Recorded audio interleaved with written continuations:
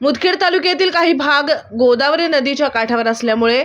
तेथील भागातील काही मुजोर अवैध रेतीचे उत्खनन करून वाहतूक करत शासनाचा कोट्यावधीचा महसूल बुडवत असून याकडे शासन आणि लोकप्रतिनिधी सर्रासपणे दुर्लक्ष करत असून तालुक्यातील वाई येथील शेतकरी प्रमोद आनंदराव पवार यांच्या बैलाला आज दिनांक 27 डिसेंबर रोजी अवैधरित्या वाळूची वाहतूक करणाऱ्या हायवा बिना नंबर प्लेटच्या वाहनाने जबर धडक देत जखमी केले। तालुक्यात एकाकडे पोलीस प्रशासन गुप्तरित्या मिळालेल्या माहितीच्या आधारावर संबंधित अवैध रेतीचे उत्खनन आणि वाहतूक करणाऱ्या